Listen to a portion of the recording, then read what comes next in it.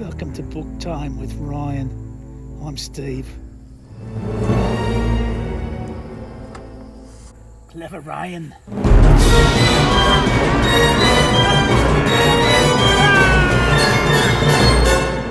Welcome to Book Time with Ryan. I'm Ryan, and today I'm talking about Jurassic Park. This is actually a twofer book, Jurassic Park and The Lost World. I've only read half of it, Jurassic Park, and I'll be talking about that. Now, here's the difficult thing. Oh, well, let's actually talk about this book. I like the book. It's very nice, but the red rubs off into the white, and that gets a little old. So just I think somebody gave me a heads up on that. But the hard thing today is going to be talking about Jurassic Park, the book, without thinking about the movie, because I think the movie is what most people probably experience, and certainly was for me. The book is from 1990. I think it takes place around 1989, and the movie is from 1993. My dad and I are going to go watch the movie tonight. All right, what happens in this book? You have a lot of the same characters you had in the movie. Again, I'm going to try not to compare this to the movie. We have the main people, Dr. Grant, who's a paleontologist, Ellie Sattler, Dr. Ellie Sattler, who is a paleobotanist. We have Dr. Ian Malcolm, who is a man, I keep going out of focus. There we go. Dr. Ian Malcolm. Come on. Dr. Ian Malcolm, who is a chaos theory mathematician.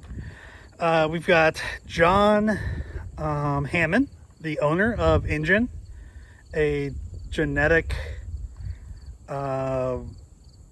company, genetic health manufacturing, whatever company, I don't know. You have Arnold, who works in the control center. He's the kind of computer guy. You have Dennis Nedry, the fat computer coder guy. John, I think it was John Mullen, Rob something Mullen. He's the kind of the game warden guy. Knows a lot about hunting animals. And then you have, oh shoot, I forgot his name.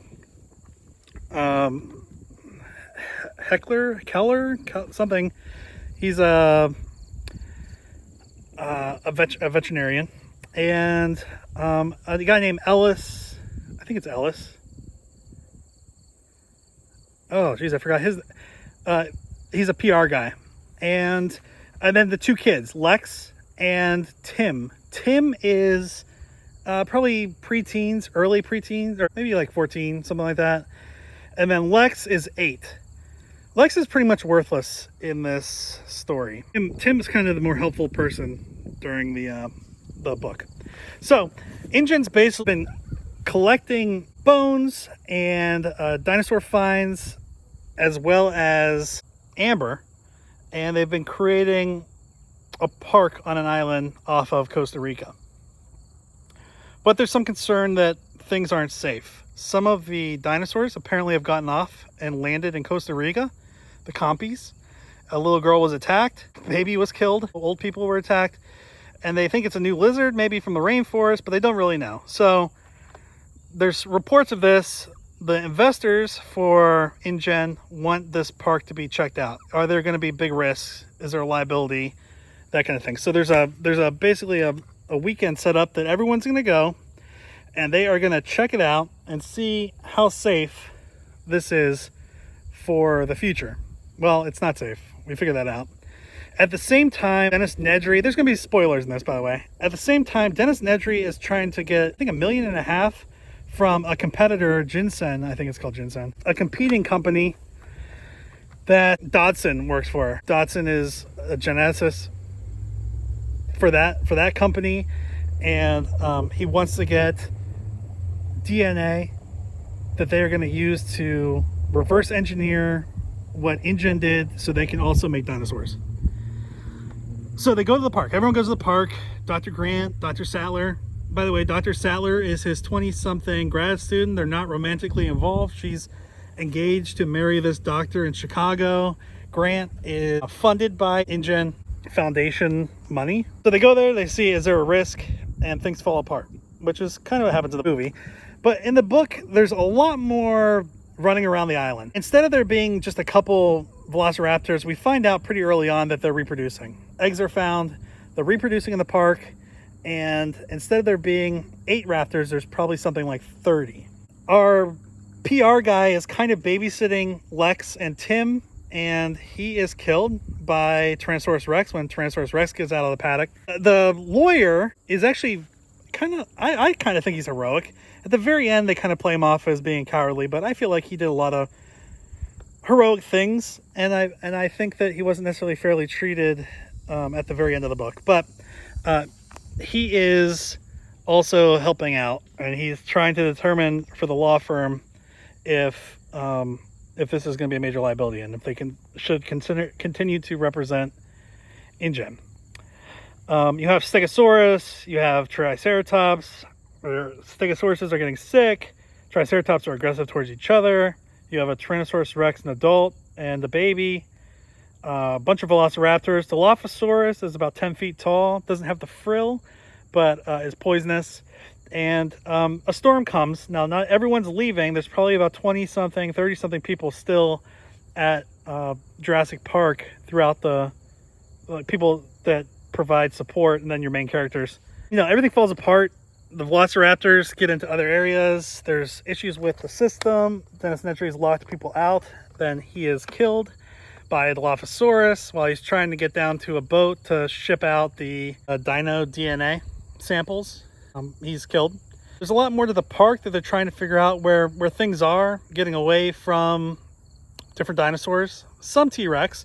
There's also pterodactyls. There's a river that goes through the center of the park that at one point Dr. Grant and the kids go down. Dr. Grant likes kids in the book and doesn't have any. His wife, he's a widower of a few, I don't know, maybe like 10 years ago or something. But he's with the kids. He's really protecting them, and he's heroic in it. Dr. Sadler's pretty good too. And then there's just Ian Malcolm talking about why this park is a bad idea. John Hammond is very unlikable in the book. He is money grubber. He is narcissist. He is kind of blind to the risk and blames other people. And there are a few people in the book that die that you wouldn't have expected to die if you knew the movie. John Hammond dies. He's eaten by compies. Ian Malcolm dies. Mullen doesn't die. He's the game warden. The one that says clever girl. He lives. It's just weird because in the future movies, some of those characters show up. So you're like, well, how does that work in The Lost World? I don't know. I haven't read it yet. But that's kind of it. I like the book. Now, I like the movie too. We're going to see that. I'm going to do a review, a comparison of the movie and the book. So I'll get more into that after I watch the movie again in theaters tonight. I think the book is great on its own. It stands on its own. This is my first Michael Crichton book that I've read. It stands on its own. The movie is fine. It makes changes. I think the changes are fine. The movie's great. It's 30 years old. It still holds up. It's awesome. The changes they made are fine. They're not critical. I think it may have been drawn out a little bit if it was like the book, but also there were some pretty major league changes that we'll cover in the next video that compares the two. It was different enough that reading the book was, I think, worth it because it really does give you a different taste. You're looking for some of the same characters and some of the same events, and some of them will happen, some of them won't. But it's different enough that it's not just like rehashing the movie if the movie is the thing you saw first. And if you read the book first and you see the movie, there's enough differences that they are the same, but they're different enough that you can enjoy both pretty independently. So that's it. Thanks to my dad for being Mullen, I think, I'll say his name. And my wife was also the first raptor you saw. So thank you, Diane. And thanks for being here today. Keep an eye out for the next video that is going to be about a comparison between Jurassic Park, the movie, and Jurassic Park, the book. They're both great. 5 stars. Thanks so much. Have a good one. Bye.